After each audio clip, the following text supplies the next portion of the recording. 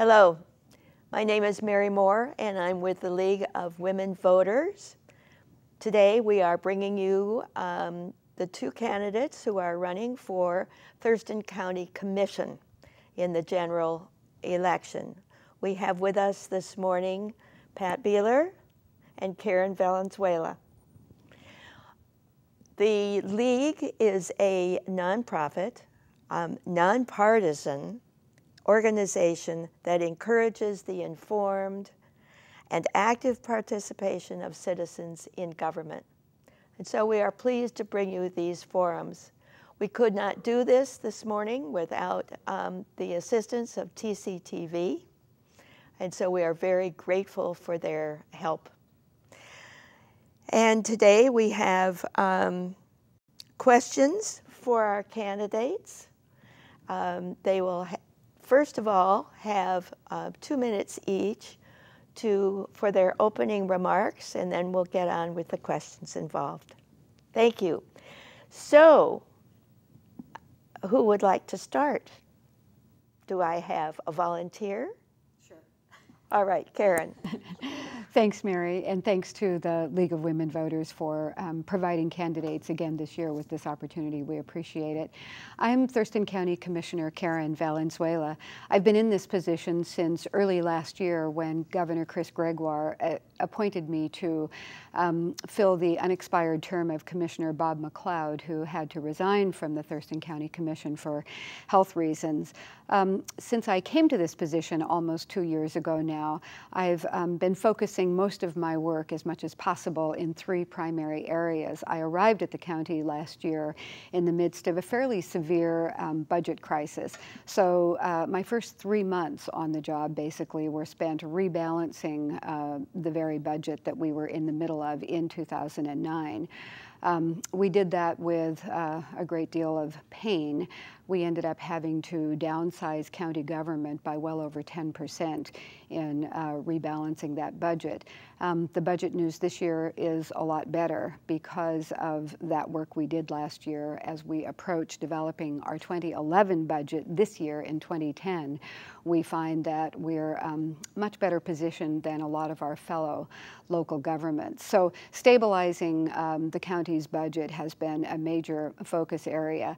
The other 2 areas I've focused most of my work in are trying to restart long overdue land use policies such as our critical areas ordinance, our shoreline management update, and putting impact fees in place in the county. This Board of County Commissioners is also very aware that our economic recovery will depend a lot on doing business in a completely new way, and so we've been very cognizant of Thurston County's position in the emerging green economy and have recently passed an ordinance, zero path to emissions, a path to zero emissions, I should say. And so those are the main 3 areas I've been working on since I became your commissioner last year. Thank you, Karen. And now, Pat? My name is Pat Beehler, and I'm a candidate for the office of County Commissioner. My background, and one of the reasons I'm interested in and took on this responsibility of good government, is to get involved. I'm a land surveyor. I've been a surveyor for 43 years. As such, I've worked in a lot of areas, including land use and zoning primarily, but also in good government with the people that I deal with on a constant basis in community organizations, and also with my background having been a small business owner, having a business background for 13 years. I had my own business.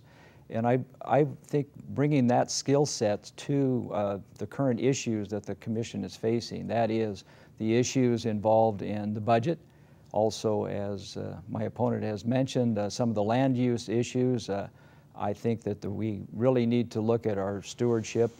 We do need to have good environmental stewardship, but at the same time we have to plan for economic development. We need to look at the way that the county enforces its ordinances and the planning process to make it equitable and fair, but also to get it in a timely manner. That is, as they say in the legal community, justice delayed is justice denied. And it's a lot of the people who want to expand their business, local business, or even start new businesses in a small business community are being delayed in implementing their permits and the process. So we really need to look at those issues. But I think the environment, as my opponent's already said, the budget, and then the economic development of the county. And I've been active in working with the EDC and trying to help them as best I can, and I look forward to doing that as a county commissioner. Thank you both very much. And now we'll start in with our questions for you. Why don't I go to Pat first and ask him the question, and then you'll have a chance to respond, Karen. So my first question is this. Over the years, the County Commission has become responsible for a great many areas and tasks, particularly considering the fact that initially when they were formed, their only responsibility was for roads. Are there so many now that you think the commissioners aren't able to give adequate attention to all the issues that come before the commission? How would you set priorities to meet your responsibility as a member of the policy and budget-making body for the county? Well, with that, as you said, their primary responsibility was roads. They were road commissioners, and there are 3 road districts within the county, but they've always had that responsibility for budget and for paying bills that come due at the county, authorizing the payment of the county expenses. I really see it that and I'm not a micromanager, that we have some really good staff both in the public works, the health department, and emergency services. So as you said, the primary responsibility is to set policy, to establish the budgets and establish how a county is supposed to operate, and then with those tools given to good managers, and we have a lot of good managers within the county government currently, that they would have that opportunity to implement those. And so I would see the commission remaining as a policy setting, just the way we have it now. I know that the League of Women Voters has indicated that they'd like to see possibly a charter county.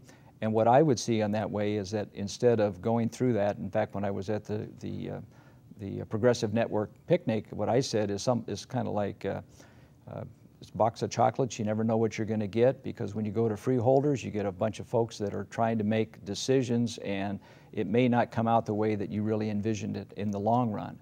However, I think there's my understanding, and I believe there's a procedure to enlarge the county commission from 3 members to 5. And with that, then you would have ability within that commission to have committees. That is, because right now, if you have 2 commissioners meeting, it has to be a public meeting, and they can't have you can't function as committees. So I would be willing to look at, and I think it might encourage expanding the commission to a 5-member commission, and therefore give them better opportunity to make decisions. Thank you. All right, now we'll start again with Karen. And your response. While I agree, thank you, Mary, while I agree that the breadth of issues that county commissioners are responsible for is a very long list, I don't think that it's a list so long that we're unable to manage it. We do have, as my opponent already stated, both department directors, and we have several other elected officials at the county level with whom we work on a daily basis to get the work of the county done. So we have assistance from the county treasurer, the auditor, the assessor, the coroner, the sheriff, in carrying out the functions of county government. So I think we do a pretty good job of that. I also agree that the conversation the League has been coordinating about a possible home rule charter, a home charter conversation is a very interesting and intriguing one. I look forward to participating in it. I agree that we could restructure county government for greater efficiency. Thank you. Thank you very much. Now we'll start with you, Karen, with the next question. Do you believe the rural residents of the county are adequately represented on the commission? I do. We have 3 districts in Thurston County. Mine is District 3, which is primarily the western portion of Thurston County down into the Rochester Grand Mound area. District 1 is the central portion of Thurston County that includes most of the downtown Olympia area and south into Tenino. And District 2 includes Lacey and Yelm and Rainier and the eastern parts of our county. So the county has been divided into 3 districts precisely to fairly represent all of the citizens of Thurston County. And of course, even though we initially run in the primary just in our districts, in the general election, commissioners are ultimately elected by every voter in the county. So in that way, I believe that everybody in Thurston County is well represented by the 3 commissioners they elect. Pat, how do you feel about that? My background as a surveyor, I've been all over this county, from the Bald Hills to the Black Hills, and from Steamboat Island clear down to Rochester and Independence Valley. And in many cases, the people that I talk to and run into in the rural parts of the county feel that the commissioners are urban-centric. That is, that because all 3 commissioners, and including if and when I'm elected, I live in West Olympia, so we live in the city. My background as when growing up in rural area in Northern California was out in the country. We raised cows, we actually had olive trees, and so I'm more familiar, I think, with what's going on in the county. And I don't really believe that currently the voice of the folks out in the county, that is the more rural areas, are being heard at the commission level. Thank you. Thank you. Well, I'm going to go right to the question that we've been hovering around, and I will give you the chance to start first, Pat. Would you support the development of a home rule charter for Thurston County? Well, why earlier, or why not? Yeah, okay. Well, earlier when you asked that question about the commission and what their responsibility and roles has expanded over the years tremendously from back in the 1850s, and then during territorial times. I don't necessarily support going to a home rule charter. I've talked to a lot of commissioners that are actually council people, because they go to a council executive form of government in some of the other counties, and they're really when they talk about the pluses and minuses, what I hear is that there aren't that as many pluses as there are minuses as to how it functions. Some of the offices that we have, and if we could just handle it a little piece at a time, I think we might be able to get to where we want to be as a community, making decisions. That is, to make some of the offices, the individual offices like treasurer, auditor, assessor, make them nonpartisan, because they really are not dealing with partisan issues. They're elected as from a party, but they're really not dealing with partisan issues. However, I think that the commissioners should still be elected on a partisan level. So as I said earlier, I think it's a possibility, and I would support, I think, right now, expanding to a 5-member county commission, and then look at some of the other things that we can do.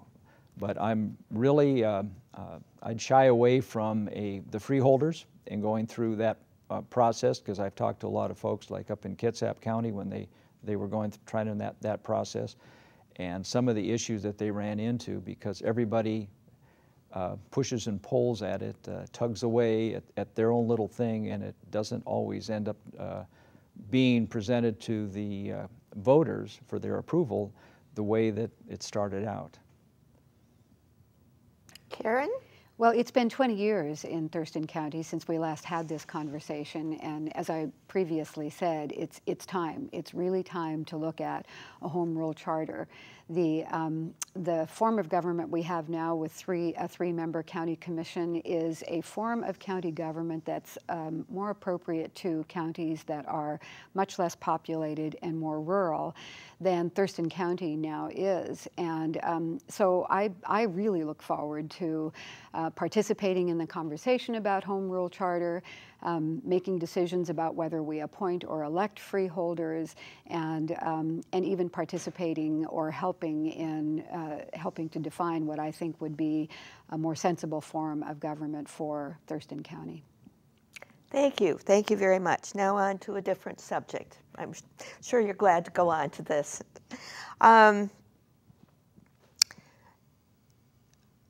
What would you, and I believe we're starting now with Karen, yes. What would you support to promote and facilitate low-impact development standards in the county? Are there ways that we can use property within the cities more efficiently and effectively for commercial, residential, and other uses? Thurston County did adopt a brand new stormwater drainage manual just last year. It had apparently been in the works for quite some time, and it was a priority of this Board of County Commissioners to get new stormwater standards in place. We support low-impact development standards, which is to say that you try to deal as much as possible with all stormwater runoff on site. And with respect to doing that in the cities, of course, that's not the purview of the county commissioners. Our purview is development outside of the urban core.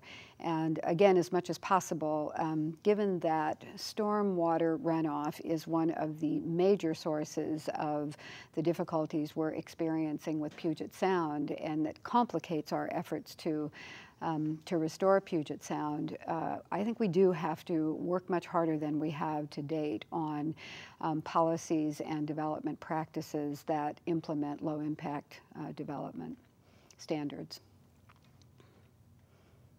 Your response, Dan? The county has a responsibility under the Growth Management Act to as one of the, it's the thing about the Growth Management Act to try to prevent urban sprawl. And I think that was actually in the legislative intent. And we've done a good job of that. I don't think there's any fear of paving over the county or enlarging the urban area beyond the agreements between the county and the cities as to where that growth will occur, and that's those rings around the county. You have to take into account the impact of building in those areas if you do expand out into what's currently county, gets annexed into the city. Take into account the environmental effects, because you don't want to build close to wetlands, and you've got to be careful about the impact of traffic, which, as we all know, gets worse all the time. So the county, I think, has done a pretty good job of taking care of impacts on the environment, and the green building initiative through the Olympia Master Builders, I think, has been a big help in doing that. Thank you. Thank you. Now I think, Pat, you get the next question. And this is a good one. Oh. Given the current financial situation, do you think county services are sustainable over the next several years? According to what we look now at the current county budget and the projections, dipping into reserves, there is a declining sustainability with current services. Now, some of the offices and the elected officials, I know I've talked to the clerk's office, and they've been very successful in reducing staff and expenses there and using technology. I know Kim Wyman over in the auditor's office has done an excellent job, reduced her FTEs, but it actually increased the services. However, the current way we raise revenues for the county, which is primarily in the general fund, that's where the real issue is. Reduced revenue because of the excise tax, that is, the sales tax revenues are down for everybody. And so we've relied for a long time on sales tax revenues to make our general fund. And one-time federal grants or state grants, and those seem to be not really guaranteed anymore. You're not going to look at having a lot of federal or state grants to help you out with specific programs. There are a few, and the county's been very successful recently in grabbing some on the weatherization and environmental things. I believe that what we really need to look at is a way to get a more sustainable budget. But I don't have that answer at this moment, but I do know that it needs to be done. One of the problems is if you keep raising taxes, it takes money out of people's pockets that they could use for, especially my friends in the small business community. They're pretty much tapped out right now. So we got to find a different way to come up with the funds. Okay, thank you. Karen. I don't think the county budget is sustainable much beyond 2011. As I said previously, our budget for 2011 is encouraging in terms of we'll be able to develop that budget and live through 2011 without any further downsizing at the county. The out years beyond that are not as encouraging, and of course are completely dependent on the recovery of our economy in general. County budget is primarily sustained by two revenue sources, property tax and sales tax, and as my opponent has said, sales tax receipts are down. We don't expect that to improve anytime soon, so I do agree that we do need to look elsewhere for other revenues. Okay, thank you. Now I have one last question for you. And again, Karen, it'll be your first go at it. And we want to know what your funding priorities are for the next 4 years. What I'll be focusing on as a funding priority in 2011 is transitioning from our current, very old, very worn out, very crowded jail into our brand new jail. We've got a brand new jail that we just completed construction on.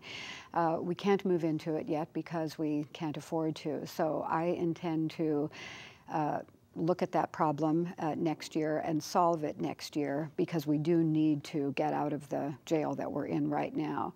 And the obstacle seems to be that our new jail is twice as large as our current jail. So just from space allocation alone, we need additional staff. But we're also transitioning to a more modern form of supervision for our inmates called direct supervision, in which you have correction staff all mixed in with inmates who are all mixed in together with each other, as opposed to being isolated in individual cells. While that's a much improved supervisory method for inmates in that it prepares them to return to society once they're released from custody, it's a more expensive model. It requires more staff. And so for next year at least, I will be focused on solving that problem. And I haven't thought a lot beyond what I'll be doing after that. So that'll be my primary focus. Okay. Pat? Yeah, my focus for the next year would be, the first thing is public safety, and that does include getting the ARC, the Accountability and Rehabilitation Center, the new facility out there in the Mottman Industrial Park, up and running. And that takes funding through the Sheriff's Office, is where it currently is funded. But along with that, that's the whole issue of public safety. We got to make sure that we have enough deputies on the road. We will have a new sheriff this year because the incumbent is not running for re-election. They both have indicated that their priority is to get more deputies on the road, and I think that's going to be a big priority for the commissioners to make sure that the funding is there and that it's adequate for the deputies and what they need to do their job. Public health is another big issue. In fact, I plan on stopping and getting my flu shot later this afternoon, because fall is coming and the flu season is here. So public health is really a big issue, and we have to be very careful about that. The final one would be emergency management. We have the floods on the Chehalis, and we got to look at how we handle that issue. Okay. Thank you very, very much. And now I would like your final remarks. Each one of you has a minute. And Karen, we'll start with you. Thank you again, Mary, and thank you to the League of Women Voters. It's been, let's see, putting it mildly, it's been a bit of a wild ride for the last 2 years. I've enjoyed very much serving as Thurston County Commissioner, although I will say that these are pretty challenging times to govern in, and not the least of which is about the economy, but we're also facing huge challenges that of course reach beyond our county boundaries. This Board of County Commissioners considers climate change to be an extremely big challenge in front of us, and we've been trying to put policies in place that prepare Thurston County to be at the forefront of responding to climate change. And of course there's continuing fiscal difficulties, and we also feel extremely responsible for maintaining and preserving the precious natural resources on which the prosperity of this county has historically been based. We know that we'll be judged in that work by future generations, and we're committed to doing the very best we can at that. Thank you very much, Mary. Pat? Yeah, and again, I appreciate the opportunity to come before the League of Women Voters and be on TCTV. The skill sets that I bring, that is my background and experience having been a land surveyor for 43 years, is to take a lot of the information and make decisions based on facts and based upon my good judgment. And what I look at is the background and experience I have working with a diverse community, set of people around the community, is that I think I have those skill sets that will be of great benefit to Thurston County. I don't really see myself as a long-term commissioner. I want to go in there and get the county, if you will, restore some of the basic priorities of government, and also work on this issue of funding. And as you asked before about the taxes, and I mentioned I don't see us going raising taxes, but I think what we need to do is increase the tax base, that is get a broader base of folks paying into taxes than at the same rate, and that will help our situation. Well, thank you both. This was very interesting and a good discussion with both of you.